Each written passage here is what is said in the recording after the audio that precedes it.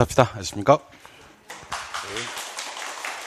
자, 오늘은 이제 빈칸노트 마지막입니다. 그동안 고생하셨습니다. 빈칸노트 마지막 8편 감정평가론을 진행해 보도록 하겠습니다. 들어가기 전에 그 감정평가론에 가면요, 이 기준이란 말이 두 번 나오거든요. 딱 두 번 나와요. 첫 번째는 이제 기준 가치가 있고요. 기준 시점이 있습니다. 기준 가치는 말 그대로 기준이 되는 가치를 얘기하고요. 기준 시점은 그럼 뭐냐? 기준이 되는 날짜를 얘기하는 거예요. 기준 가치는 원칙과 예로 나눠볼까요? 아무 말이 없으면 원칙적으로 언제입니까? 그러면 뭡니까? 라고 물으면 시장 가치예요. 시장 가치가 뭔데? 그러면 5가지 요건을 충족해야 됩니다. 통상적, 충분한, 정통한, 신중자발, 성립될 가능성. 그런데 예외적으로 시장 가치가 아닌 시장 가치 외의 가치로 평가할 수가 있습니다. 이거는 3가지. 세 가지를 한번 써볼까요? 법령에 다른 규정이 있거나 의뢰인이 요청을 하거나 사회 통념상 필요하다고 인정이 될 때는 시장 가치가 아니라 시장 가치 외의 가치로 평가합니다. 시장 가치 외의 가치로 평가할 때는 시장 가치 외의 가치로 평가할 때 성격, 특징, 합리성, 적법성을 검토해야 되거든요. 검토하는데 법령에 다른 규정이 있어서 시장가치 외의 가치로 평가할 때는 이런 검토를 생략할 수가 있는 거예요. 원칙적으로 하는 건데.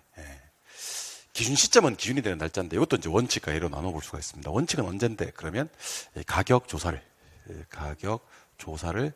완료한 날짜예요. 근데 혹시 미리 정해놨다면 그 미리 정해놓은 시점이 기준점이 될 수가 있느냐? 예, 가능합니다.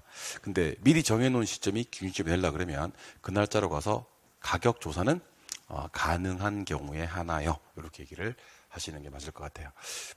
그럼 제가 방금 소개해드렸던 이 기준 가치하고 기준 시점하고가 어디 가면 또 나오는데, 자, 잘 들어보세요. 감정평가의 절차가 7개가 있거든요. 7단계 절차. 일단은 뭐를 쳐대야 되냐면 기를 쳐대요. 기본적 사항을 확정하고 처리 계획을 수립하고 대상 물건을 확인합니다. 자료를 수집하고요. 수집된 자료를 검토하고 가치 형성 요인을 분석을 합니다. 그리고 평가 방법을 선정하고 적용을 해서 마지막에 이제 어떻게 표현하냐면 결정 표시를 해요. 이게 감정 평가의 절차 7단계거든요. 근데 그 중에서 제일 첫 번째 단계가 뭔데? 그러면 이제 여러분들이 기본적 사항의 확정입니다. 기본적 사항을 확정할 때 몇 가지를 확정해야 되냐면 8개를 확정해야 되거든요. 이 8개가 의대, 감기 2번 걸려주고 저 감기 걸렸어요 하고 자수 이렇게 하는 거거든요. 이때 의가 의뢰인, 대가 대상 물건, 이게 감정평가 목적, 감정평가 조건. 이게 이제 기준 가치, 기준 시점, 요게 자문 용역, 수수료 실비 이렇게 가면 되거든요. 그래서 기억하셔야 될 게 기본적으로 확정해야 될 것 중에서도 뭐랑 뭐가 있냐면 기본적으로 확정해야 될 게 기준 시점하고 기준 가치가 있단 말이야. 그래서 기준 가치가 뭐야? 그러면 기준이 되는 가치를 얘기하는 거고. 뭔데? 시장 가치고. 예외적으로 시장 가치, 외의 가치. 기준이 된 날짜가 뭔데? 기준 시점인데 뭐지? 언제지? 가격조사 완료한 날짜. 미리 정해놨을 때는 가격조사가 가능한 경우에 한해서. 이 표현을 꼭 좀 기억하셔야 됩니다. 그래서 가볼게요. 자, 감칙 5조 정의가 뭐냐면 시장가치 기준의 원칙입니다. 감칙 5조는 무슨 가치 기준이요? 그러면 시장가치 기준의 원칙입니다. 감정평가할 때 아무 말이 없으면 시장가치를 기준으로 적용을 해야 됩니다. 기준가치가 있다 그랬죠. 기준가치는 아까 뭐라 그랬죠? 기준이 되는 가치를 말한다 이렇게 얘기하시면 되고, 아무 말이 없었을 때는 무슨 가치인데? 시장 가치인데, 시장 가치를 주관식으로 쓸 수 있어야 됩니다. 어떤 시장에서? 통상적인 시장에서. 또 충분한, 그렇지, 이거 주관식으로 한번 써봐야 됩니다. 충분한 기간 동안의 거래를 위해서 공개된다. 그 물건에 정통한, 전문적일 필요까지는 없어요. 전문적 당사자 아니고 정통한 당사자 사이에서 어떤 거래를 했을 때? 신중하고 자발적인 거래를 했을 때 성립될 가능성이 가장 높다고 인정되는 가액을 시장가치라고 합니다. 예외적으로 법령에 다른 규정이 있거나 의뢰인이 특별히 요청하거나 마지막 사회 통념상 필요하다고 인정이 되는 경우에는 방금 얘기했던 시장가치가 아니라 어떻게 해요? 시장가치, 외의 가치를 기준으로 평가할 수가 있다는 겁니다. 오케이? 예. 시장가치, 외의 가치 기준으로 평가할 때는 시장가치, 외의 가치로 평가할 때의 성격, 그리고 특징. 계속 할까요? 합리성.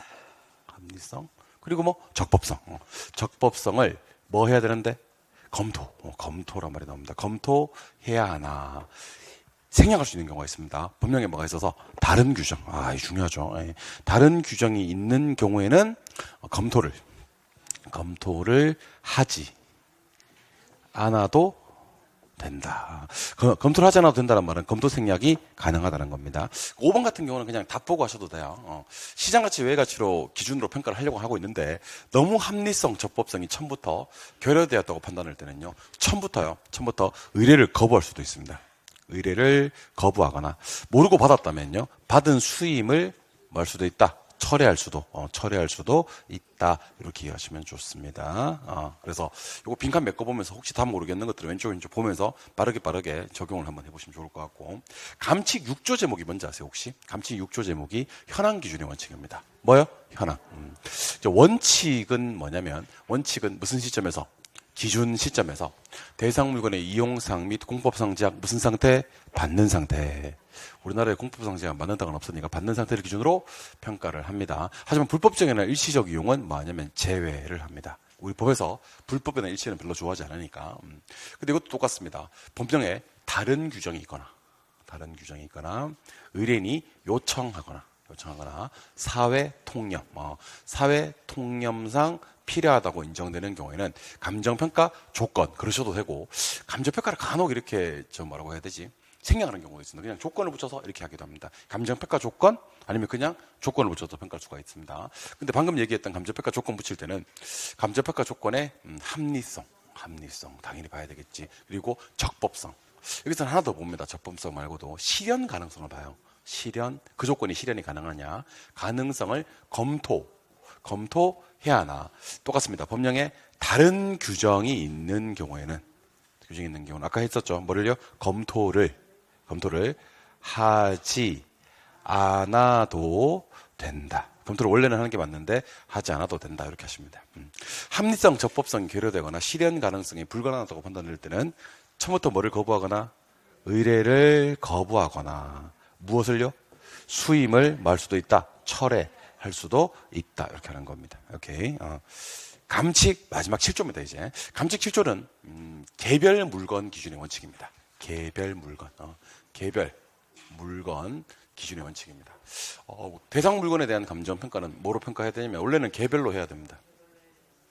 개별로 해야 되는데 맞아요. 예. 둘 이상의 물건이 일체로 거래되거나 용도상 불가분한 관계 있을 때는 무슨 평가? 일괄하여 평가할 수가 있습니다. 그래요? 하나의 물건에도 또 가치를 달리하는 부분, 우리 이거 진짜 많이 있어서 가치를 달리하면 가치는 구분입니다. 예. 마지막입니다. 일체로 이용되고 있는 물건의 일부분을 평가하여야 할 특수목적 합리 이유가 있는 경우는 부분에 대해서도 평가할 수가 있는 겁니다. 그래서 제 생각에는 이렇게 1번, 2번은 틀리게 나오기가 좀 힘들 것 같고 3번, 4번을 좀 조심하셔야 될 것 같아요.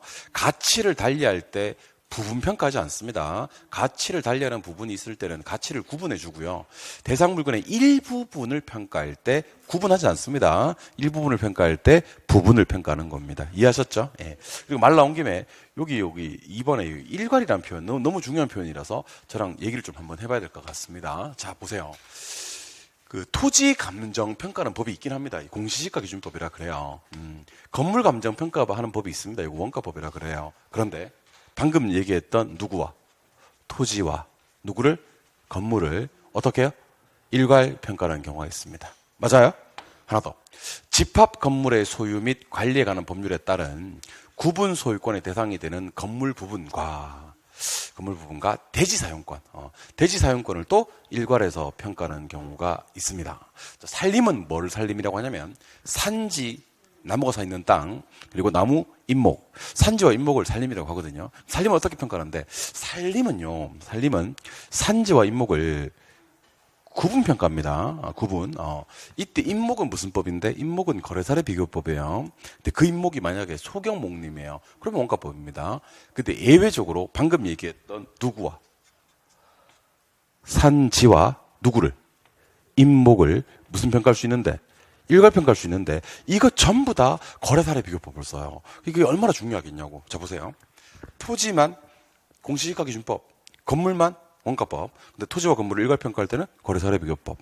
집합 건물의 소유 및 관리에 관한 법률에 따른 구분 소유권의 대상이 되는 건물 부분과 대지 사용권을 일괄해서 평가할 때는 거래사례 비교법. 살림은 산지와 임목으로 구분합니다. 임목은요 거래사례 비교법이요. 그 임목이 소경목림이면요 원가법이요. 근데 걔네들을 일괄평가할 때는요 거래사례 비교법입니다. 그런데 공장재단이요. 자, 공장재단을 구성하는 개별 물건들을 합산이라 그래요. 합산해서 평가를 해요. 합산해서 평가하는데 계속적인 수익이 예상이 되어서 일괄평가한다는 말이 떠요. 무슨 평가한다? 일괄평가할 때는 이때는 수익 하나 법 써요. 그래서 세상의 모든 일괄평가는 전부 다 무슨 법이었는데 거래사례 비교법이었는데 공장재단은 일괄이란 말이 떠도 수익하는 법. 상당히 중요한 내용이니까 꼭 좀 기억을 하셔야 될 것 같습니다. 아시겠죠? 네, 좋습니다. 계속 갈게요. 이번에는 감칙 8조와 감칙 9조입니다. 감칙 8조는요. 일단 그 절차인데 7단계예요. 기부터 쳐대셔야 돼. 기를 쳐대라니까 빨리. 예, 기를 쳐대라니까. 기가 뭐죠? 기본적 사항의 확정. 오케이? 처는 처리, 계획, 수립. 대는요. 대상, 물건 확인. 이 기 안 쳐대 놓으면요. 계획부터 수립해야 되나? 아니면 뭐 물건 확인하러 가야 되나? 아니면 기본적인 걸 확정해야 되나? 헷갈릴 수 있다는 거지. 그러니까 기를 안 쳐대서 다 발생되는 일이다. 일단 기부터 딱 쳐대고 마지막에 뭐로 끝나야 되냐면 결정 표시. 기 쳐대고 결정 표시 해주면 1, 2, 3번과 마지막 7번 단계 해결이 되고요. 제일 중요한 게 요거 1번에 기본적으로 확정해야 될 게 몇 개인데 이게 총 몇 개? 8개입니다. 누가요? 의대생이 감기가 2번 걸려줍니다. 감기 걸려주고 뭐요? 자수 이렇게 해주면 됩니다. 의대 감기 자수 해준 다음에 갑니다. 의가 뭐야? 그럼 의리 대상 물건 감이 2개 있어. 감 2개 한꺼번에 해결할 거야. 감정평가 목적, 감정평가 조건. 오케이? 기 아까 했었어. 기 2개 있습니다. 기준 시점, 기준 가치. 오케이? 자는요. 자문 용역, 그리고요, 수수료 실비. 그래서 막상 여러분들 심리학에 딱 들어가시면, 기본적 사항의 확정에 포함되지 않는 거 이렇게 얘기를 하면, 그 수수료 실비는 없을 것 같은 데 있다. 그 다음에 자문 용역도 없을 것 같은 데 있다고. 의대 감기, 자수를 기억하시고, 아까 배운 거, 기준이 되는 가치가 뭐야? 그럼 기준 가치.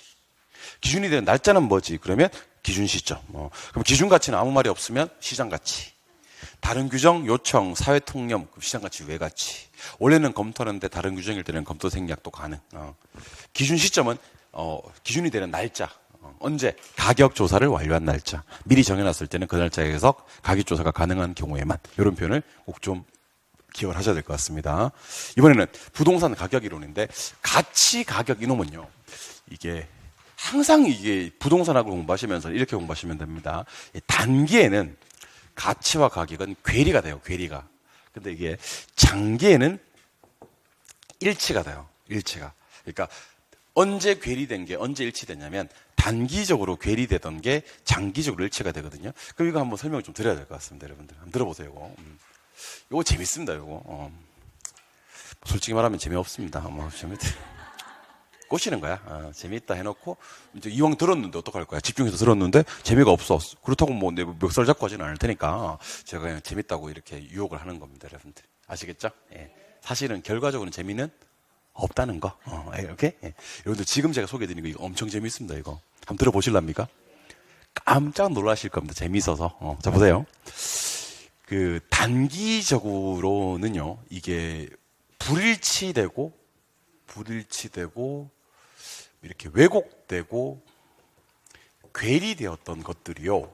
장기로 가면 이게 결국에는 일치하거든요. 그럼 저랑 지금부터 뭐와 뭐가 단기에는 불일치, 괴리, 왜곡되다가 장기에 일치되는지를 알려드릴 건데요. 일단 혹시 첫 번째 이 부동산 시장에서는요. 부동산 시장에서는 가격 왜곡이 발생할 수 있나요? 이렇게 물어요, 시험에서. 그러면 꼭 조심하셔야 되겠습니다. 가격 왜곡은요. 단기에는 발생할 수 있어요. 언제는요? 단기에는. 단기에는 가격이 뭐 될 수 있지만 왜곡될 수 있지만 이게 장기에 왜곡된다 그러면 틀린다니까 이게. 예. 그래서 부동산 시장에서는 언제 가격 왜곡될 수 있다. 단기에 가격 왜곡될 수 있다 이렇게 얘기하셔야 되는 겁니다. 오케이? 예. 두 번째는요. 그 기대 수익률과 요구 수익률이에요. 기대 수익률과 요구 수익률은 어떻게 돼요? 이렇게 묻는단 말이야. 그러면 단기에는 언제는요? 단기에는 기대가 클 수도 있어요. 요구가 클 수도 있고요. 그럼 이거는 일치된 거야? 불일치된 거야? 불일치된 거지. 그치? 근데 이게 장기로 가게 되면요. 반드시 일치해요. 반드시 뭐 된다고? 일치된다고. 그러면 일치되는데 이게 일치되는 과정이 좀 중요하거든요. 기대가 컸을 땐 기대가 점차 하락해서 일치돼서 균형으로 가지고요. 기대가 작았을 땐 기대가 점차 뭐해서 상승해서 장기적으로는 일치되고 균형이 이루어지게 됩니다. 마지막 세 번째는 이제 가치 밸류하고 가격 프라이스는 언제 괴리되고 언제 일치되지라고 물으면 여러분들은 단기적으로는 이게 괴리되다가 장기로 가면 이게 이제 일치된다 이렇게 얘기해 주시면 됩니다. 그래서 결론적으로 좀 소개를 해드리겠습니다. 부동산 시장에서는 가격 왜곡이 발생할 수 있습니까? 그러면 단기적으로는요. 단기적으로는 가격 왜곡이 발생할 수 있다. 장기적으로 가격 왜곡이 발생한다 그러면 틀려요. 자, 기대가 커요, 요구가 커요. 그러면 단기에는 기대가 클 수도 있고 요구가 클 수도 있어요. 장기에 가면 기대가 컸을 땐 기대가 점차 하락을 하게 돼서 기대가 작게 출발했을 때는 기대가 점차 상승을 하게 돼서 장기에는 균형으로 가게 됩니다. 가치 가격은 언제 뭐 되고 언제 뭐 됩니까? 그러면 단기에는 이렇게 괴리되지만 장기에는 일치된다라고 하셔야 됩니다. 그래서 불일치, 괴리, 왜곡이란 단어 앞에 다시 왜곡, 불일치, 괴리란 단어 앞에는 뭐가 뜨고요? 단기가 뜨고요. 일치 앞에는 뭐가 뜬다고요? 장기가 뜬다는 것도 알고 계시면 좋을 것 같아요. 그래서 가치 가격은 단기에는 괴리되지만 장기는 일치됩니다. 가치는 영어로 뭔데? 가치는 영어로 밸류입니다. 밸류. 한번 써보면 좋아요. 가격은 영어로 프라이스입니다. 프라이스. 가치를 주관식으로 꼭 한번 연습하셔야 됩니다. 가치는요, 장래 이익의 현재 값입니다.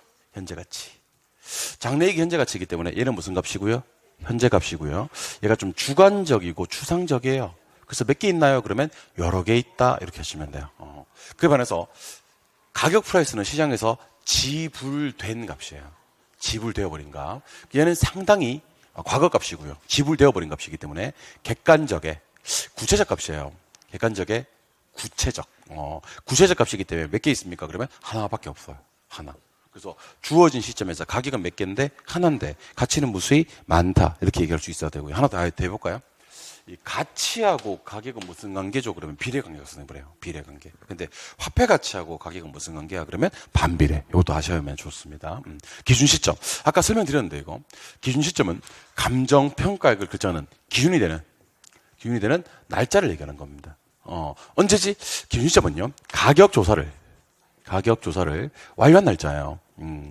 근데 미리 정했을 때는요, 그 날짜에 가서 역시 가격 조사가 가능한 경우에만 기준점을 할 수가 있습니다. 그래서 자꾸 이제 기준 시점에서는 물론 완료도 중요합니다만은 자꾸 가격 조사란 말을 해야 되는 거예요. 일단은 언제지 그러면 기준 시점이 뭐지 그러면 어떻게 한다고요? 기준이 되는 날짜 이렇게 얘기하는 거고요. 언제지 그러면 어떻게 얘기한다고요? 가격 조사를 완료한 날짜. 근데 미리 정해놨을 때는요, 뭐는 가능해야 돼? 가격 조사가 가능해. 자꾸 가격 조사가 나온다는 것도 알고 계시면 좋을 것 같습니다. 그리고 3번 요 문제는 무슨 문제냐면 그 유명한 형발가 문제예요, 형발가. 이거 형발가 하는데 뭐요? 그러면 안 돼. 형발가 모르면 안 돼. 가치 무슨 요인이? 형성 요인이. 가치 누구한테 영향을 주면? 발생 요인한테 영향을 주면. 발생 요인은 뭘 발생시키죠? 가치를 발생시키는 거 아닙니까? 그게 그 유명한 뭐야? 형, 발, 가 물어봐야 되겠다. 형 발가 중에서 형이 중요해, 발이 중요해? 압도적으로 형이 중요해. 압도적입니다. 압도적으로 형이 중요합니다. 그래서 발은요, 가볍게 한번 들어보세요. 부동산 가치가 어떻게 발생되는지 아세요? 유유히 발생이 돼요. 어떻게 해요? 유유히. 그 첫 번째 유는 유용성.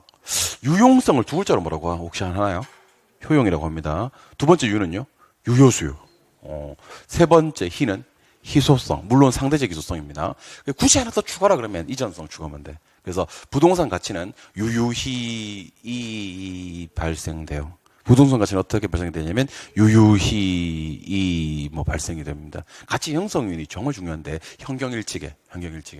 가치 무슨 요인은 형성 요인은 무슨 가치에 경제적 가치. 이게 시장 가치로 나오면 잘 드러납니다. 경제적 가치에 영향을 미치는 일단 뭐야? 일, 지, 개 해놓고 첫 번째 일반, 지, 지역, 개별 요인. 그래서 가치 형성 요인은 해당 물건의 경제적 가치에 영향을 미치는 일반 요인, 지역 요인, 개별 요인, 현경일치계 이렇게 하시면 되고 가치 발생 요인은 유유히 발생 이렇게 하시면 되고 그렇습니다. 오케이? 순서 세 가지는 어떻게 해요? 형발가 이렇게. 형성은 현경일치계, 발생은 유유히 발생. 이렇게 한번 기억을 해두시면 좋을 것 같습니다. 아시겠죠? 네, 좋습니다. 이번에는 부동산 가치의 재원칙인데 조금이라도 모르겠으면 정답 보고 오셔도 괜찮습니다. 왜냐하면 부동산 가치의 재원칙이 시험에 많이 나오고 하는 파트는 아니기 때문에 중간중간 모르겠으면 정답 많이 보셔야 됩니다. 아시겠죠? 이렇게 빈칸 노트는요. 정답을 많이 보면 많이 보는 거 괜찮아요, 여러분들. 자꾸 정답 안 보고 하려고 노력하지 마. 그 노력할 시간에 2번 보는 게 나아. 아시겠죠? 예. 정답을 많이 보시기 바랍니다, 여러분들. 그리고 내가 강의하면서 느끼는 건데 여러분들 지금 정답 많이 봐야 돼. 내 보면. 아시겠죠? 항상 지금 상태가 정답 많이 봐야 될 상태야. 아시겠죠? 예, 막 정답 안 보고 한번 해볼래? 그러면 흥미도 잃고 진도도 안 나가고 반복도 못하고 하는 겁니다. 웬만하면 정답 보시기 바랍니다. 갑니다. 기준 시점 수정처럼 시점이 자꾸 뜨면 변동의 원칙이에요. 무슨 원칙? 변동. 자, 과거, 현재, 미래 중에서 장래가 떠요. 장래가 뜨면 예측입니다. 장래 예측. 부동산 가격 이중성이 뭔지 아세요? 수요 공급이 가격 결정하고 가격이 또다시 수요 공급에 영향을 주는 것을 이중성 하거든요. 이거는 수요 공급의 원칙이에요. 무슨 원칙이요? 수요 공급. 자, 비슷한 두 재화를 비교한대요. 비슷한 두 재화를 세 글자로 대체제 그래프래거든요. 이건 대체 원칙입니다. 무슨 원칙? 대체. 자, 감정 평가 규칙에는 없는데, 감칙에는 없는데, 감정 평가할 때는 얘가 전제가 돼야 된다. 이게 그 유명한 최유효 이용의 원칙입니다. 무슨 이용? 최유효 이용. 그다음에 자녀가 뜨면요, 남는 게 토지에 배분된다는 뜻이에요. 그래서 이거는 수익 배분입니다. 뭐라고요? 수익 배분. 그리고 기억하셔야 됩니다. 추가 투자 관련되는 게 두 개가 있어요. 뭐 관련되는 게? 추가 투자. 추가 투자 관련되는 거 첫 번째가요, 수익 체증 체감입니다. 수익 체증 체감. 얘는 입체적 이용이나 건물의 고층화 관계가 되고요. 두 번째 추가 투자가 부동산의 가격은 기여도의 합이다 그러거든요. 이 기여도의 합이 그 유명한 기여의 원칙입니다. 그래서 추가 투자와 관련되는 것은 수익 체증 체감 아니면 기여인데 기여도의 합 그러면 기여고요. 고층화나 입체적 이용 그러면서 추가 투자가 나오면 수익 체증 체감입니다. 중요한 거 나왔네. 자, 내부고 구성 요소고 기능적 감가의 개별 분석 그러면 이건 내부 균형의 원칙입니다. 맞아요? 외부 환경 경제적 감가 지역 분석 그러면 외부 적합의 원칙입니다. 특히 내부 균형의 원칙과 외부 적합의 원칙은 많이 중요하니 꼭 좀 기억을 하시기 바랍니다. 자, 초과 이윤은 이걸 야기하고 이건 초과 이윤을 정상 이윤으로 바꿔버리더라. 이건 경쟁 때문에 그런 거예요. 뭐 때문에? 경제. 자, 사람들은요, 포기되는 게 커지면 요구되는 것도 커지더라. 이게 네 글자로 우리는 뭐라 그랬죠? 기회비용. 그래서 도심지의 공업지가 외곽지 공업지보다 가격이 비싼 이유가 도심지를 공업지로 쓰기에는 기회비용이 너무 커서 그렇다라고 생각하시면 좋을 것 같습니다. 그게 뭐가 중요하냐면 감각을 기르는 게 중요하기 때문에 잠깐 봐봐. 감각을 기르는 게 중요하기 때문에 만약에 제가 9번 그러잖아. 9번. 그럼 여러분들은 균형. 6번 그러잖아. 6번. 그러면 네 글자 수익 배분. 수익 배분. 그다음에 3번 그러잖아. 3번. 그러면 수요 공급. 1번. 1번은 변동. 변동. 그다음에 11번. 11번은 경쟁. 경쟁. 10번. 10번은 적합. 적합. 7번과 8번은 둘 다 추가 투자인데 7번은 수익 체증 체감이고 8번은 기여인데 기여는 기여도의 합, 생산비의 합 아니에요. 기여도의 합이에요. 그다음에 5번 요거 최유효 이용. 최유효 이용. 그다음에 4번 이거 대체. 2번 이거 예측. 그리고 12번 이거 기회비용. 이렇게. 조금이라도 모르겠으면 정답 보고 오면서 계속해서 개념 정리를 하시면 좋을 것 같습니다. 오케이? 이번에는 그 유명한 지역 분석과 개별 분석입니다. 자, 출발합니다. 자, 지역 분석은 뭐 하죠? 그러면 이거 선행합니다. 선행한다. 어떤 이용이요? 아, 모르면 큰일 납니다. 표준적 이용이요. 그리고 뭐 판정하는 거예요? 그러면 네 글자입니다. 가격, 수준 판정하는 거예요. 예, 거시, 미시요. 그러면 거시. 그에 반해서 개별 분석은요. 일단 후행합니다. 일단 후행. 이용이요. 그러면 최유효 이용. 개별 분석이 최유효 이용입니다. 그리고 두 글자 뭐 판정하는 거예요? 그러면 얘는 가격 수준 아닙니다. 얘는 가격 구하는 거예요. 가격. 얘는 거시, 미시. 그러면 얘는 미시적 분석입니다. 이때 지역 분석은 몇 개 봐야 되냐면 3개 봐야 되거든요. 인근 지역, 유사 지역, 동일 투고권을 봐야 되는데 제가 지금 빈칸으로 비워놓은 것은요. 주관식 쓸 수 있어야 됩니다. 물론 조금이라도 모르겠으면 답을 보고 오는 건 괜찮은데 궁극적으로는 주관식으로 쓸 수 있어야 됩니다. 갑니다. 인근 지역은 대상 부동산이 속한 지역이고 이용이 동질적이며 가치 형성 요인 중에서 뭐요? 지역. 이 개별 절대 납니다 진짜. 지역 요인을 공유하는 지역을 인근 지역으로 합니다. 유사 지역은 대상 부동산이 속하지 아니하는 지역이지만 무슨 지역과? 인근 지역과는 유사한 특성을 갖는 지역. 그러면 속하지 아니하지만 인근 지역과 유사한 특성을 갖는 지역을 유사 지역이라고 합니다. 동일 수거권은 대상 부동산과 무슨 관계 성립하면서 대체 경쟁 관계 성립하면서 무슨 지역과 인근 지역과 유사 지역을 모두 포함하는 지역을 동일 수거권이라고 합니다. 속함, 동질, 지역 요인은 인근 지역, 속하지 아니하는 인근 지역과 유사하면 유사 지역, 대체 경쟁 관계가 성립하면서 인근 지역과 유사 지역을 모두 포함하는 지역을 동일 수거권이라고 합니다. 이번에는 원가 방식입니다. 궁극적으로 이 빈칸 여러분들 꼭 메꾸시기를 간절히 바라봅니다. 출발합니다. 원가 방식은 무슨 성? 비용성입니다. 모르면 안 됩니다. 비용성입니다. 시험에 어떻게 나온 적이 있는지 아세요? 비교성 나온 적이 있습니다. 비교성. 눈도장 찍지 말고 주관식 쓸 수 있어야 돼. 가만 안 둬 진짜. 원가 방식 무슨 성? 비용성. 뭐요? 그러면 비용성. 그러면 안 된다니까. 원가 방식은 비용성. 아시겠어요? 무슨 법이 있는데. 원가법이 있고 적산법이 있는데 원가법은 어디에다가 제조달 원가에서 네 글자 감가 수정한 다음에 뭐를 구하는 방법? 가액을 구하는 방법입니다. 그래서 원가법은 적어도 제조달 원가, 감가 수정, 가액이라는 말은 알고 계셔야 됩니다. 오케이? 적산법은 4개 단어를 알아야 되는데 첫 번째 기초가액. 뭐에다가? 기초가액에다가 뭘 곱하고요? 기대 이율을 곱하고요. 맞아요? 5글자. 필요한 경비 하셔도 되고 필요 재경비 하셔도 되는데 법조문에는요. 필요한 경비로 되어 있습니다. 무슨 경비? 필요한 경비. 필요한 경비를 더하여 뭘 구하는 거죠? 임대료 구하는 겁니다. 오케이? 빈칸 지우겠습니다. 자, 대답하세요. 원가 방식은 무슨 성? 비용성. 자, 무슨 법과? 원가법과 적산법이 있는데 원가법 시작. 제조달 원가 감가수정 가액 시작. 적산법. 자, 기초가액, 기대이율, 필요한 경비, 임대료. 이렇게. 자, 그러면 이때 원가법 쓰는 물건. 일단은 대한민국의 원가법 쓰는 물건은 딱 5개밖에 없습니다. 5개밖에 없습니다. 오케이? 시작. 건건항선소. 일단 건건항선소 해놓고. 건건항선소. 다시 뭐요? 항선소. 이렇게 해놓고. 건이 뭐지? 건물. 또 건은 건설기계. 건설기계 나온 김에, 머신 나온 김에 기계, 기구류 이렇게 하시면 됩니다. 오케이? 항공기. 선박.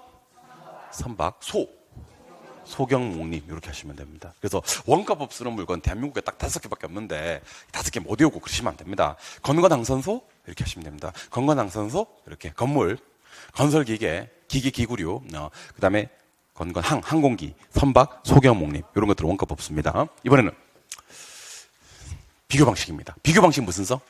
시장성입니다. 비교 방식은 시장성입니다. 비교 방식 시장성입니다. 무슨 법이 있냐면 법이 이번에는 2개법이 아니라 아까 원가법, 적산법처럼 2개법이 아니라 3개법입니다. 3개법. 근데 이 3개법이 전부 다 7글자씩입니다. 몇 글자? 7글자. 출발합니다. 무슨 법이요? 거래, 사례, 뭐야? 비교법. 2번은요? 임대, 사례, 비교법. 맞아요? 그 다음에 3번은요. 공시, 지가. 그렇지, 기준법입니다. 그러면 대답해야 되겠다. 거래 사례는 무슨 법이고? 비교법이고. 임대 사례도 비교법인데 공시지가는 기준법입니다. 거래 사례, 비교, 임대 사례, 비교, 공시지가, 기준. 거래 사례 비교법부터 갑니다. 거래 사례 비교법은 일단 누구랑 거래 사례랑 뭐하여? 비교하여. 뭐부터 하죠? 사정 보정합니다. 또 시점 수정합니다. 또 가치, 형성, 요인, 비교를 통해서 결국 뭐 구하는 거죠? 가액 구하는 겁니다. 임대사례 비교법은 거래사례 비교법과 똑같은데 딱 두 글자만 다릅니다. 두 단어만 다릅니다. 이번에는 거래사례랑 비교하는 게 아니라 임대사례랑 비교합니다. 거래사례 아닙니다. 임대사례랑 비교해서 똑같습니다. 자, 시작. 사정보정, 또 시점 수정, 또 가치, 형성, 요인을 비교해서 결국 뭐 구하는 거죠? 임대료 구하는 겁니다. 오케이? 자, 공시지가 기준법은 저 따라 하고 출발합니다. BCG 개그. 그 일단 한 글자씩 써놓고 출발하겠습니다. B, 또 C, G, 개, 그. 자, BCG 개그 한 다음에 결국 뭐 구하는 거죠? 가액 구하는 겁니다. 공시지가 기준법도 가액 구하는 겁니다. 그럼 BCG 개그 해놓고 출발합니다. B가 뭐죠? 비교, 표, 준, 지, 공시, 지가를 뭐를 해서? 기준으로 해야 됩니다. 그래서 거래 사례는 비교하고요. 임대 사례는 비교하지만 공시지가는 기준법이 되는 겁니다. 비교 편지 공시가는 뭐해서? 기준으로. 사정 보정 따위는 있고 없고 없고 뭐부터? 시점 수정. 또 지역 요인. 또 개별 요인. 또 그렇지. 그 밖에 요인 보정을 쳐서 결국 뭐 구하는 거죠? 가액 구하는 겁니다. 그럼 대답해야 되겠다. 저기 거래 사례 비교법 쓰는 물건은 저 따라 한번 해보세요. 일산 과자동? 일산 과자동? 이렇게 하시면 됩니다. 1이 뭐? 일괄평가. 모르면 안 돼, 진짜. 일괄평가. 산은 산림인데, 산림 중에서 특히 누구 얘기하는 거예요? 임목 얘기하는 거예요. 뭐요? 임목. 관은요? 과수원. 이거 따로 공부해야 되겠다, 과수원. 동구밭 과수원은 거래사례 비교법을 쓴다는 것을 반드시 기억하셔야 됩니다. 아시겠죠? 아카시아 꽃 하얗게 핀. 노래 부르니까 깨긴 깨네. 그렇죠. 앞으로 주무시면 내 노래 불러서 깨워드릴게요. 아시겠죠? 아시겠죠? 먼 옛날의 과수원은 거래사례 비교법을 쓴다는 것을 꼭 좀 기억해 주셔야 됩니다. 아시겠죠? 과수원은 거래사례 비교법을 쓴다는 걸 반드시 기억해 주시기 바래요. 아시겠죠? 네. 그 다음에 자동차, 동산 이런 것들은 거래사례 비교법 씁니다. 수입 방식은 무슨 성? 수익성? 네, 수익성 좋아요. 얘는요, 수익 무슨 법이 있고요. 환원법이 있고 수익 분석법이 있습니다. 수익환원법은 뭐예요? 장래 순수익이나 미래 현금 흐름을 뭐하거나 환원하거나 할인하여 가액 구하는 방법입니다. 시작. 장래 순수익 미래 현금 흐름 환원 할인, 가액 구하는 것의 이름은 수익환원법. 수익분석법은 순수익에다가 필요한 경비 더해가지고 결국 임대료 구하는 거. 임대료 구하는 것은 수익분석법인데 제가 수익분석법은 어떻게 암기하기로 했어요? 그죠? 수필 이렇게 하게 됐죠. 맞아요? 그러면 절 보고 대답 한번 해봐야 되겠다. 기기필은 무슨 법? 적산법으로 임대료 구하는 거고 수필은 수익분석법으로 임대료 구하는 거지. 기기필은 적산법으로 임대료 구하는 거고 수필은 수익분석법으로 임대료 구하는 거지. 기초가액에다가 기대를 곱하고 필요한 경비에 대해서 임대료 구하는 것은 무슨 법? 적산법.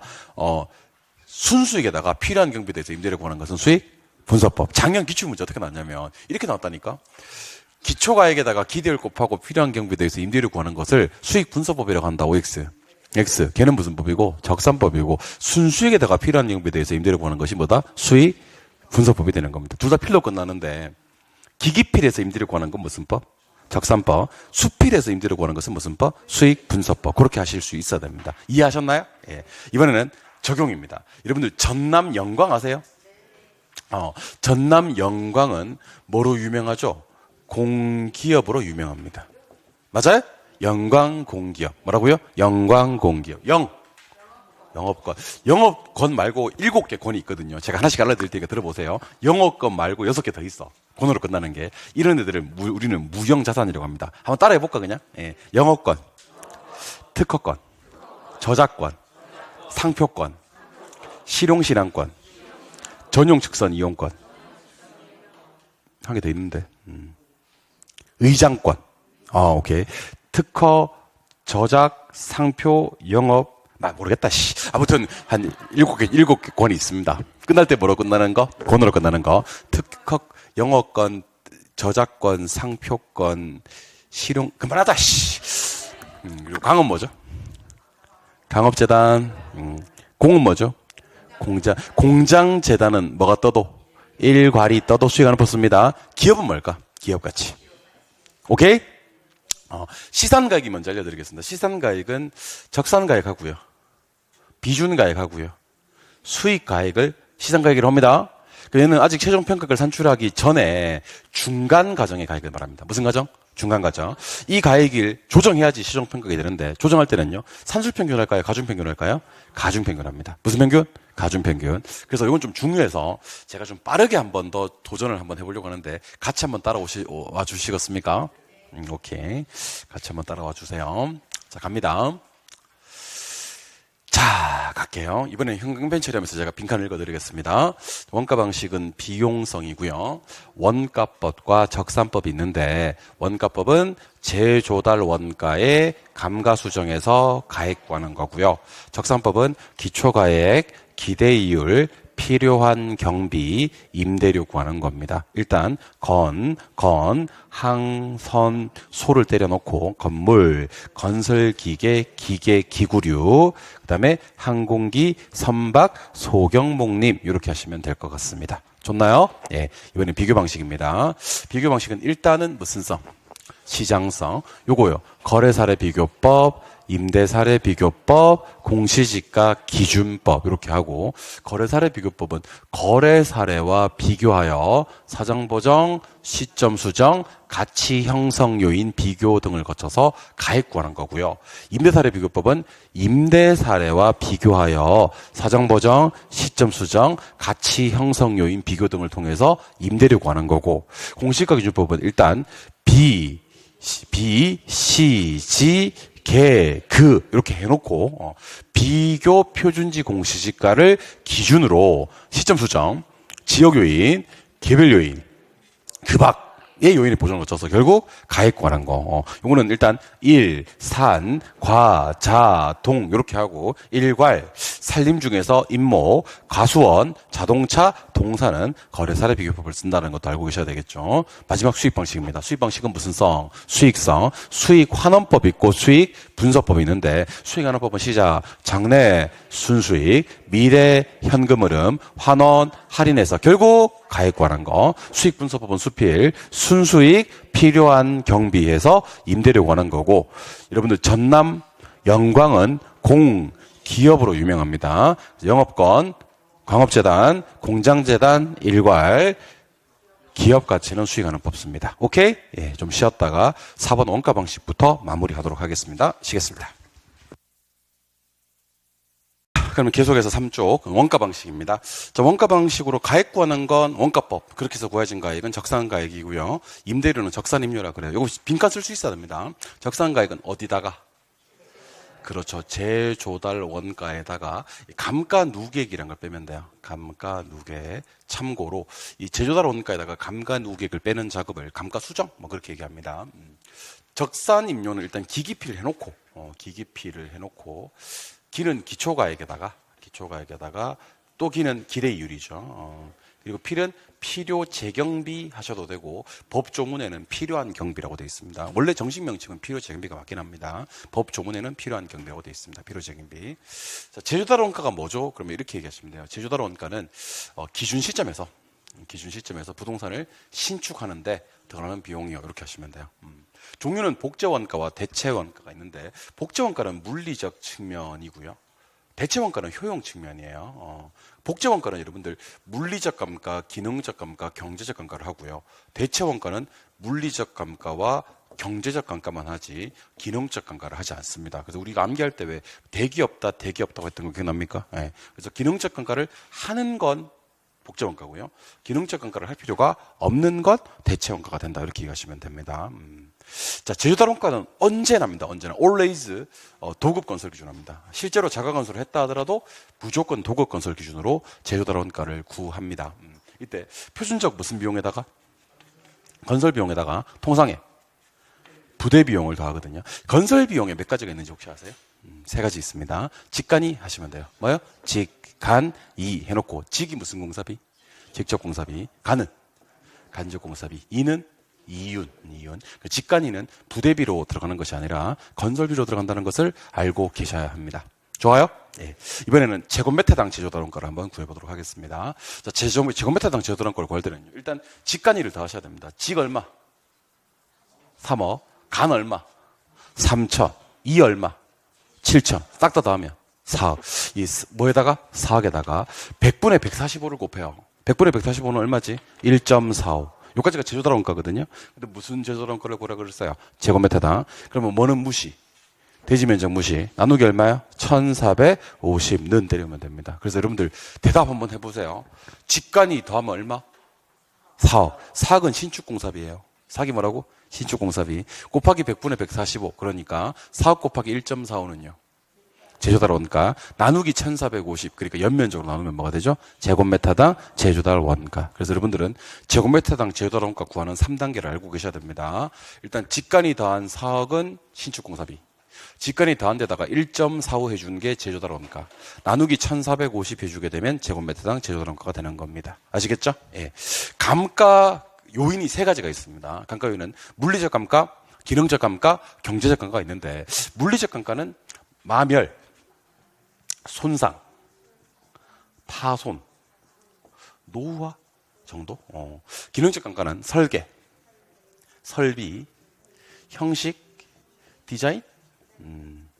경제적 감가는 인근, 부근, 시장성 감퇴 이런 것들. 그래서 부동산에서 이제 까주는 거, 감가해야 될 게 세 가지가 있는데, 마멸, 손상, 파손, 노후화는 물리적 감가고요. 설계, 설비, 형식, 디자인은 기능적 감가, 인근, 부근, 시장성 감퇴는 경제적 감가. 한번 연습해 보시면 좋을 것 같습니다. 좋아요? 예. 이번에는 감가 수정 방법. 여러분들 제가 여러분들께 감가 수정 방법을 소개하겠습니다. 감가 수정 방법은 시작. 좀 안 맞긴 했는데, 네 하시고요. 네 하시고 율, 액, 기, 관, 분 이렇게 하는 겁니다. 간분. 네. 율액기 간분 이렇게. 여러분들에게 감가 수정 방법을 소개합니다. 감가 수정 방법은요. 네. 율액기 간분 이렇게 하시면 됩니다. 내가 뭐죠?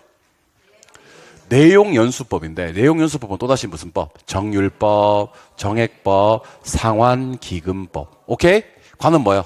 관찰감가법. 분은 뭐요? 분해법인데 관찰감가법 이거 좀 객관적이에요? 주관적이에요? 주관적이죠. 오케이? 예. 감가 수정은요.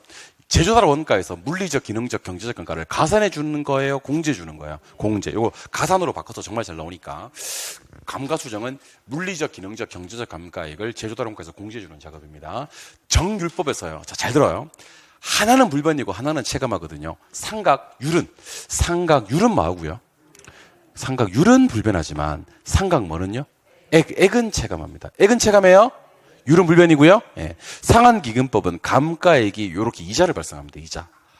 이자 역할은요. 까지는 금액을 적게 만들어주고요. 평가 금액을 크게 만들어줘요. 평가 금액을 크게. 그러다 보니까 뭘 세팅해놓고? 유력기를 세팅해놓고 초기에 많이 까지는 거 그러면 부등 어느 쪽? 왼쪽. 평가 금액은 유력기 세팅해놓고 뭐가 되죠? 반대. 이렇게 하시면 됩니다. 그래서 우리 왜 이런 얘기 많이 했었을 거야. 자 보세요. 지렛대 효과는 지총저 이렇게 깔아놓고 부등호 왼쪽이면 정의 지렛대고 부의 지렛대는 그것의 반대라고 했던 거 혹시 기억납니까? 네. 그리고 돈 빌리고 갚는 방법에 원체라고 있었나? 가운데 게 원리금 균등이었죠. 이때 초기에 돈 많이 상환해 나가는 거 그러면 부등호 왼쪽이었고 잔금의 크기는 그것의 반대였나? 그리고 네, 유래기 할 때, 감가수정할 때 내용연수법으로 감가수정하는 방법이 정률법, 정액법, 상한기금법이 있는데, 까지는 금액의 크기는 부등호 무슨 쪽? 왼쪽. 평가 금액의 크기는 그것에 뭐예요? 반대. 이렇게 해결하시면 되는 겁니다. 아시겠어요? 그래서 세 개씩 비교하는 거. 부등호 가지고 어차피 해결할 거니까 저 따라 한번 하세요. 지총적, 원원체, 유래기. 좋습니다. 그리고 나서 이제 감가수정이라는 놈하고요, 감가상각이라는 놈하고를 비교를 좀 해야 되거든요. 감가수정은요, 일단 제조달 원가에서 해요. 얘는 경제적 내용연수를 기준으로 합니다. 감가위는 물리적 감가, 기능적 감가, 경제적 감가 가지고 합니다. 관찰도 해요. 근데 감가상각은 취득 원가를 기준으로 해요. 내용연수도 법정연수를 기준으로 하고요. 얘는 물리적과 기능적 감가만 봐요. 경제적 감가가 없어요. 경제적 감가 고려하지 않습니다. 관찰 따위는 인정하지 않고요. 어떤 게 감가수정이고 어떤 게 감가상각인지를 보셔야 됩니다. 그리고 여러분들은 계산 문제가 시험에 뜨면, 자 보세요. 계산 문제가 시험에 뜨면 둘 다 어쨌든 적산가에 구하는 거예요. 근데 하나는 무슨 법으로 적산가에? 정액법 적산가에, 하나는 무슨 법 적산가에? 정률법 적산가에. 여러분들 정액법 적산가액은요, 제조달 원가에다가 빼나 곱빼 하시면 돼요. 뭐라고요? 제조달 원가 빼나 곱빼 이렇게 하시면 됩니다. 일단 제조달 원가에서 잔존가치 날리고요, 내용연수 나누고요, 경과연수 곱하고요, 다시 제조달 원가 빼주면 됩니다. 일단 7번 보시고요. 여러분들 얘 생일 언제? 2021년 10월 26일 생이에요. 그쵸? 기준 시점 몇 년? 2024. 얘 몇 살? 3살. 얘 3년 경과됐어요? 예. 신축공사비 얼마? 3억. 매년 5%씩 가격이 상승했어요? 예. 그리고 남아있는, 자, 요거 중요합니다. 잔존. 몇 년 경과되고, 3년 경과되고, 남아있는 내용연수가 몇 년이면? 47년이면. 얘는 내용연수가 몇 년이라고 봐야 돼? 50년이라고 봐야 되고. 잔존 가치는 몇 프로다? 10%다. 그럼 일단 여러분들은 그 신축공사비 3억에다가 1.05에 삼성을 때려줘야 되거든. 오케이? 그래서 계산기 한번 꺼내볼래요? 계산기 꺼내서 제가 하자대로 좀 한번 해보세요. AC 했어? 1.05 곱하기 1.05는, 자, 1.05 곱하기 1.05는 했어? 네. 는 한번 더 눌러. 더 눌렀어요? 곱하기 3억 는 때려봐. 계산기 얼마 떠요? 3억 4천 728만 7천 500원이 나와요? 예. 그러면 3억 4,728만 7,500원이 뜨냐고요. 이거 문제 근처에다가 메모해야 돼, 안 해야 돼? 해야 돼. 요걸 나중에 빼야 되거든. 347, 287, 500을 빼야 되거든. 그럼 요거 지금 메모해 놓고 뭐 빼고?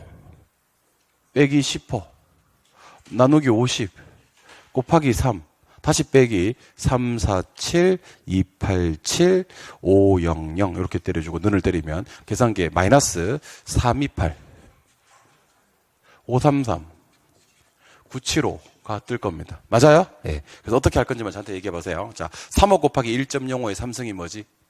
제조달 원가 문제 근처에 뭐 해놓고 메모해놓고 빼기 10% 나누기 50 곱하기 3 다시 빼기 아까 메모한 거 이렇게 눈 때리면 됩니다. 제대로 들어온가? 빼나고 빼였습니다. 좋아요? 안 좋아요? 좋아요? 고마워요. 이번에는 정률법 계산 문제. 정률법 계산 문제는요, 제잔 N 합니다. 뭐 한다고요? 제잔 N 합니다. 그래서 요거 일단 잔가율이 70%라는 것과 얘 몇 년생? 21년 10월 26일생. 지금 몇 년? 24년. 몇 년 경과? 3년 경과. 오케이? 그래서 어떻게 하시면 되냐면 2억 곱하기 얼마? 2억 곱하기 1.25. 아, 왜 1.25냐면요. 그때 지수가 얼마?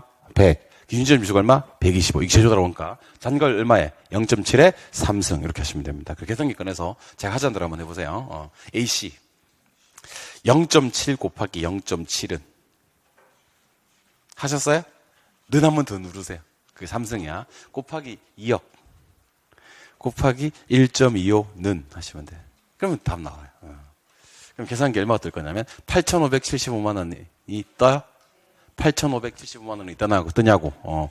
얘가 이제 적선가액이 되는 겁니다. 저 따라 한번 해보세요. 제잔 N 제조 따라온가에다가 잔가율에다가 n승 때려주면 정률법계산 문제가 튀어나옵니다. 오케이? 예. 비교 방식은 그냥 바로 들어갑시다. 이거 그냥. 비교 방식은 비중가액은 거래 사례에다가 사정보정, 시점 수정, 가치 형성 요인 비교하시면 되고, 비준임료는 거래 사례가 아니라 임대 사례에다가 합니다. 임대 사례에다가 뭐요? 사정보정, 시점 수정, 가치 형성 요인 비교하는 거. 토지가액은 자 일단 따라 하셔야 되겠다. BCG 개그를 따라 해주신 다음에 비교, 표준지, 공시지가에다가 시점 수정, 지역 요인, 개별 요인, 그 밖에 보정을 거치는 겁니다. 사례 자료를 정상화할 때는요, 뭐를 위로 올리고 뭐를 밑으로 내리냐면 대상을 위로 올려요. 어디? 대상. 사례는 아래로 내리고요. 표준지일 때는 사정 보정은 안 하고 시점 수정만 해요.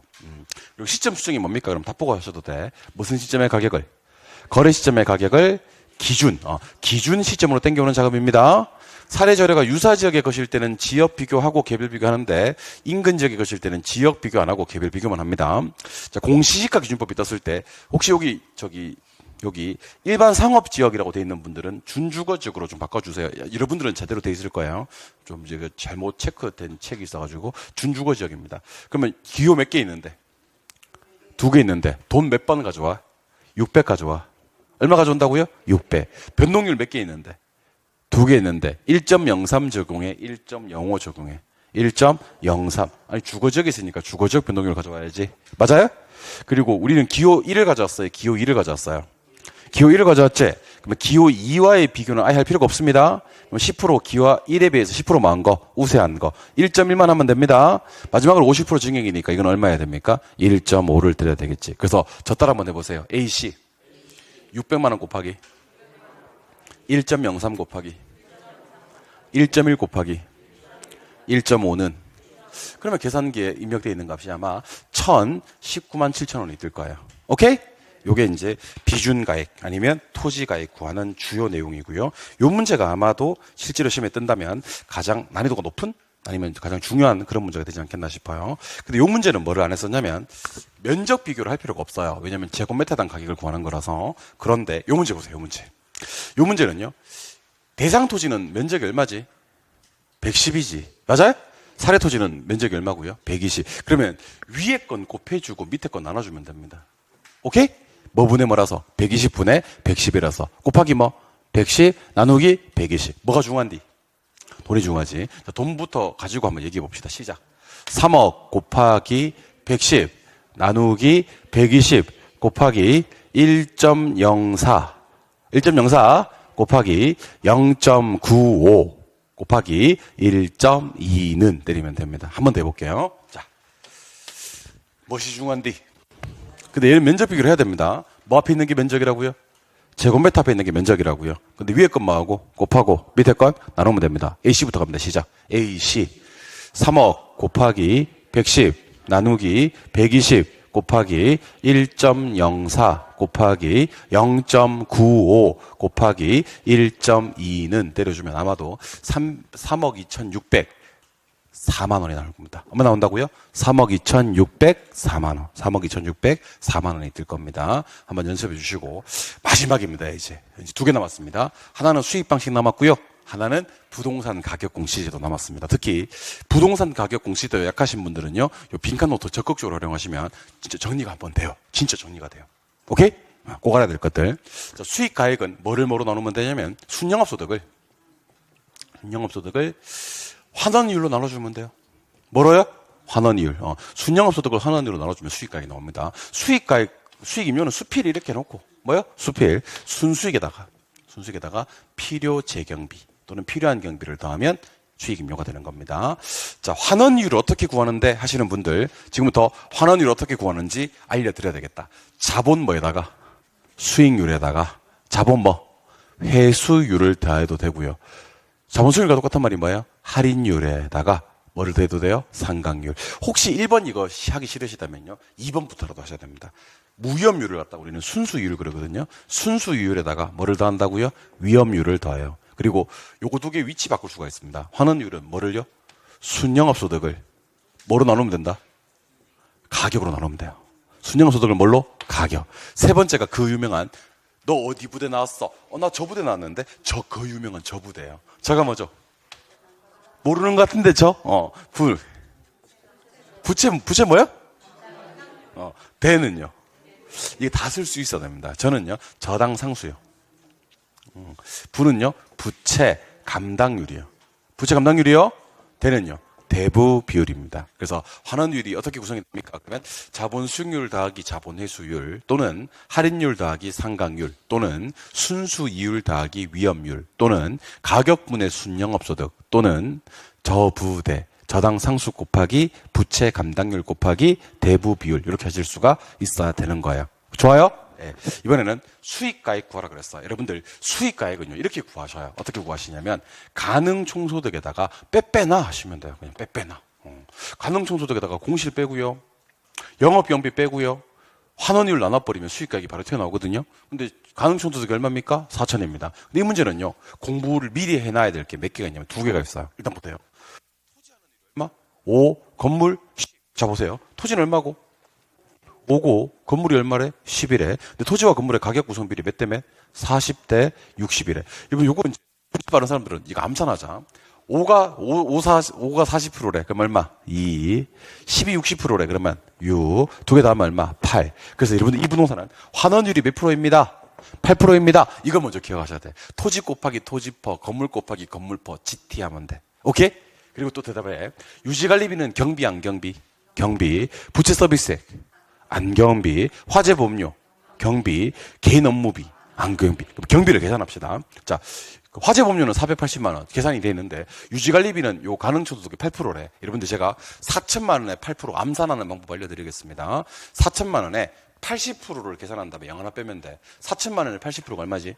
3,200이지. 0 하나 빼면 얼마? 320. 별거 아닌데 요거 계산 못하는 사람 너무 많아서 그래요. 그러면 얘랑 얘를 더하면 영업경비가 되는 거거든. 얼마에다가? 480에다가 320 더하면 얼마? 800. 영업경비가 800만 원 맞습니까? 공실은 몇 프로고? 5%고. 빨리 계산기 꺼내요. 빨리 지금 시간이 없어요, 지금. 시간은 있어요. 계산기 꺼내서 AC. 했어요? 4천만 원. 빼기 5%. 빼기 800만 원. 나누기 8%. 기다려주세요. 8%. 계산기 얼마가 뜰 거냐면 3억 7,500만 원이 뜹니다. 떠요? 이게 그 유명한 수익가액입니다. 수익가액은 가능총소득에다가 빼빼 넣어 하시면 됩니다. 빼빼 넣어 하시면 됩니다. 아시겠습니까? 가능총소득에다가 뭐 한다고요? 빼빼 나. 이번에는 환원율을 구하래요. 뭘 구하라고요? 환원율. 근데 환원율 구하는 문제가 몇 문제 나왔어요, 지금? 2문제. 그러면 이번에는 수익가액 구하는데 그치지 마시고 환원율 구하는 계산 문제도 해야 되는데 일단 제가 공식부터 써드릴게요. 환원율은 저부대를 곱하든지 뭘 곱하든지 저부대를 곱하든지 순영업소득을 가격으로 나누든지 둘 중에 하나로 계산하시면 됩니다. 오케이? 근데 이 중에서 제일 중요한 게 혹시 뭔지 아세요? 제일 중요한 게 이거예요. 부채 감당률. 자, 부채 감당률을 구하는 공식은 뭐 분의 뭐죠? 부채 서비스액 분의 순영업소득입니다. 맞아요? 대답하세요. 부채 서비스액 얼마 지금? 1,000만 원. 맞아요? 순영업소득 지금 얼마? 3,000만 원. 부채 감당률 얼마? 3. 절로 오세요. 방금 부채 감당률 얼마라고요? 3. 저당상수는 얼마라고요? 0.177. 대부비율은 몇 프로? 30%. 계산기 꺼내요. 계산기 꺼내서 0.177 곱하기 3 곱하기 30% 때리세요. 0.177 곱하기 3 곱하기 30% 이렇게 때리세요. 때리니까 계산기에 0.1593 떠요, 안 떠요? 떠요? 퍼센테이지로 바꾸면 몇 프로? 15.93% 이렇게 뜨는 겁니다. 이 문제는요. 가운데 요게 부채 감당률이라는 걸 기억하셔야 되고 부채 감당률 구하는 공식이 뭐 분의 뭐라는 거? 부채 서비스액 분의 순영업소득이라는 걸 기억하셔야 되고 그래서 부채 감당률 구보니까 얼마가 나오더라? 3이 나오더라는 사실도 알아주셔야 되는 겁니다. 이해하셨습니까? 두 번째는요. 총투자액 이게 뭔지 아세요 혹시? 총투자액이 가격이에요. 그럼 여러분들은 순영업소득 나누기 가격하면 된다고. 잠깐 갑시다. 가능총소득에다가 공시를 빼고 기타를 더하면 유효가 나오고요. 영업경비를 빼면 순영업소득이 나옵니다. 출발하겠습니다. 가능총소득 얼마에서? 1950에서 공시를 얼마 빼고 여기 50만 원 빼고 기타 소득 얼마를 더하니까 100을 더하니까 유효총소득이 2천이 나와요. 영업경비가 30% 빠진대. 유효총소득. 얘가 2천이거든. 2천에 30%는 600 빠진다는 얘기거든. 그러면 2, 3은 6 빠지면 이건 얼마? 1,400. 그럼 얼마 분의 1,400? 얼마 분의? 2억 분의 1,400만 원 이렇게 하시면 됩니다. 그럼 27에 14 하면 되니까 7%가 환원이 되는 겁니다. 그래서 저는 답만 적어놨지만 여러분들이 혹시 잘 안 되면 해설 보시면서 열심히 한번 따라와 주시면 좋을 것 같습니다. 해설강의 보시면서. 이번에는 그 유명한 부동산 가격 공시제도. 오늘 수업의 진짜 마지막입니다. 부동산 가격 공시제도. 자꾸 부동산 가격 공시제도 틀리시는 분들이요. 요 빈칸을 못 메꿔서 다 비롯되는 문제들이거든요. 그래서 여기 있는 빈칸만 열심히 메꿔주시면 부동산 가격 공시제도 안 틀리게 될 것을 약속드리겠습니다. 아시겠습니까? 자, 갑니다. 눈 크게 뜨세요. 자, 표준지 공시가는요, 나지를 상정합니다. 뭘 상정한다고요? 나지. 그러면 토지 위에 건물이 있는 상태, 없는 상태? 없는 상태. 사법상제약이 있는 걸로, 없는 걸로. 그래서 뭐랑이랑요, 정착물이랑 사법상제한을 무슨 상태를? 없는. 이게 좀 귀찮으시면 나지 가정한다 이렇게 하셔도 됩니다. 오케이? 자, 표준지 공시가는 누가 공시합니까? 국장이 공시합니다. 어디 심의를 거쳐서? 중앙부동산가격공시원회 심의를 거칩니다. 자, 국장이 공시를 하긴 하는데 이거 지가 공시하려 그러면 조사 탄장을 맡겨야 될 거 아닙니까? 그죠? 토지, 법인, 주택, 원. 얘는 일단 여기다가 이렇게 써놓고 출발하시면 좋습니다. 토지는 어디다가? 법인한테. 무슨 법인이요? 감정평가법인. 원칙적으로는 둘 이상의 감정평가법인한테 의뢰를 하는데 지가 변동이 작은 경우는 하나의 감정평가법인한테 의뢰할 수도 있습니다. 어쨌든 땅은 누구한테요? 법인. 토지, 법인, 주택, 원. 이 신청은 누가요? 이 있는 자가 뭐로부터? 공시일로부터 얼마 이내? 30일 이내. 시장한테, 국장한테. 표준지 공시가는 국장이 공시했기 때문에 국장한테 신청을 해야 됩니다. 오케이? 다시 누가? 이 있는 자 공시일로부터 30일 이내에 국장한테 신청이 가능합니다. 오케이? 자, 표준지 공시가 어디 써먹어요? 어디? 네 군데 써먹어요. 짐바브웨, 동티모르, 부룬디, 남수단 이런 나라를 갖다 우리는 잘 들어요. 개, 거, 지, 국이라고 합니다. 뭐라고요? 개, 거, 지, 국. 개거지국만 하지 말고 개거지국 꼭 이거 빈칸 한번 메꿔봐야 됩니다. 뭐요? 개별적으로 토지를 감정평가하는 경우. 오케이? 개 끝났어. 거래의 지표. 거래 지표, 지가 정보, 그 다음에 국가, 지방, 자치, 단체 등의 업무 관련해서 지가를 산정하는 경우에 기준이 됩니다. 그래서 개거지구, 개별 토지 가격, 개별적으로 토지 가격 구할 때 거래 지표, 지가 정보, 국가 업무를 볼 때 표준지 공시가 써먹습니다. 표준지 공시가 공시할 때 공시하는 게 딱 5개 공시예요. 몇 개? 5개. 첫 번째 뭐요? 지번이요. 두 번째는요? 단위, 면적당, 가격이요. 그리고 뭐요? 면적 및 형상이요. 그 다음에 뭐요? 표준지 및 주변, 토지, 이용 상황이요. 그리고 저 따라 한번 해보세요. 지. 용도지 공시됩니다. 지가 뭘까요? 지목, 용도, 지역, 도로, 상황입니다. 오케이? 그래서 표준지 공시할 때 공시하는 거. 자, 다시 한번 해볼게요. 지번, 단위 면적당 가격, 면적 및 형상, 표준지 및 주변 토지 이용 상황, 대통령용으로 정하는 용도지. 용도지는 바로 용도지역, 도로 상황, 지목 이렇게 하시면 됩니다. 순서는 좀 바뀌어도 관계없습니다. 오케이? 표준지 공시가 클리어. 자, 그러면 표준지 공시가 답 보고 얘기 한번 해보자. 답 보고. 표준지 공시가는 나지를 상정한다 그랬잖아. 정착물 사법상제약. 여러분한테 지랄한 거 아니에요. 예, 갑자기 넘어가서 그랬어요. 갑자기 왜 안 돼? 오케이. 자, 답 보고 해. 답 보고. 공법상 제약, 정착물 같은 거 무슨 상태? 없는 거. 누가요? 국장이 중앙부동산 가격 공시에 심의 거쳐가지고 누구한테 맡기고요? 감정평가 법인한테 맡기고 조사 산정을. 누가요? 이 있는 자가 공실로부터 30일 이내 국장한테 신청하는 거고요. 일단 써먹는 데는 뭔데요? 개, 거, 지, 국인데 개거지국이 뭔지 한번 얘기해봐요. 개별적으로 토지 가격 구할 때 거래 지표, 지가 정보, 국가 업무 하시면 돼요. 오케이? 공시하는 거 5개 한번 얘기해봐요. 시작. 지번, 단위 면적당 가격, 면적 및 형상, 표준지 및 주변 토지 이용 상황, 용도지. 용도지는 뭐지? 용도지역, 도로상황, 지목입니다. 이번에는 개별공시지가. 개별공시지가는 기준일이 원래 매달 며칠인데? 1월 1일인데 7월 1일이 되는 경우 있다 없다? 있다. 결정공시는 누가요? 시군구청장이 어디에 심의를 거쳐서? 시군구 부동산가격공시원의 심의를 거쳐서 합니다. 누가요? 이의 있는 자가 공시일로부터, 사실 이거는 결정공시일로부터라고 해야 돼. 결정공시일로부터 얼마 이내? 30일 이내. 누구한테? 시군구청장한테 신청을 할 수가 있습니다. 오케이? 개별공시가는 세 군데 써먹어요. 시작. 과부사대 하시면 됩니다. 뭐요? 과부사대. 과가 뭐지? 과세. 과세 하셔도 되고 조세 하셔도 됩니다. 그 다음에 부담금. 사대가 뭐지? 사용료, 대부료. 이렇게 하시면 됩니다. 그리고 여러분들 요거 한번 읽어주실래요? 시작.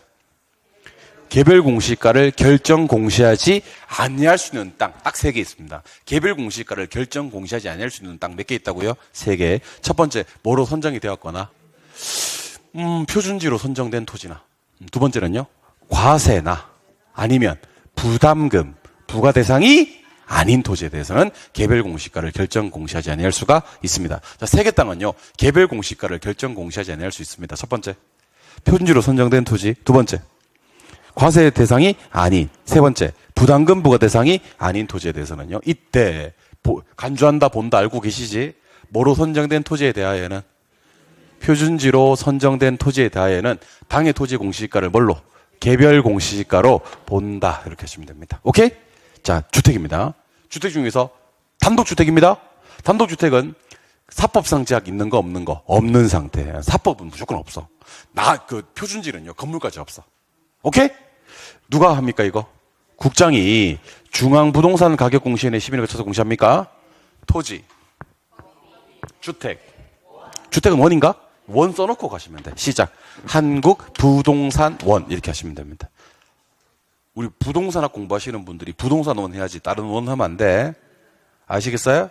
국기원이야, 부동산원이야? 무슨 부동산원? 한국부동산원. 한국부동산원입니다.